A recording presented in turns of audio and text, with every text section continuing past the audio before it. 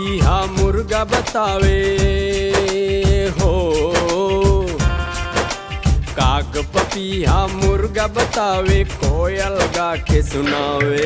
ऐसन रूप हमाई के, ऐसन रूप हमाई के, ऐसन रूप हमाई के, ऐसन रूप हमाई के। देवता पितर दानो दलीदर सबका मन के भावे। ऐसन रूप हमाई के, ऐसन रूप हमाई के, ऐसन रूप हमाई के, ऐसन रूप हमाई के।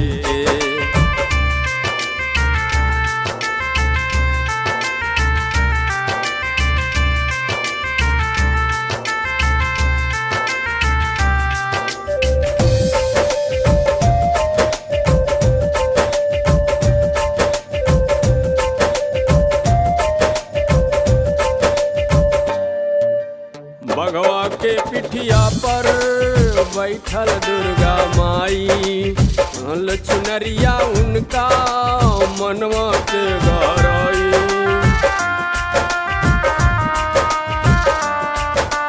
बघवा के पिठिया पर बैठल दुर्गा माई, लाल चुनरिया उनका मनवा के गहराई।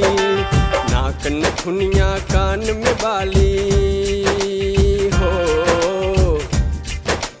नाक नथुनिया कान में बाली, चमकत लीलरा बतावे। ऐसन रूप हमाई के हो, ऐसन रूप हमाई के, ऐसन रूप हमाई के हो, ऐसन रूप हमाई के।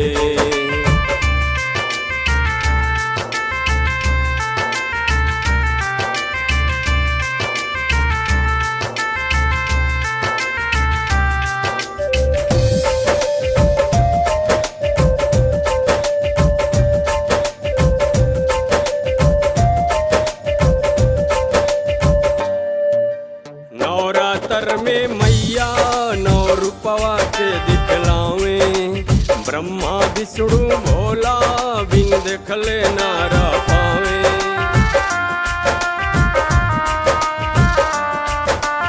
नवरात्र में मैया नौ रूपवा के दिखलावे, ब्रह्मा विष्णु भोला बिन देखले ना रह पावे।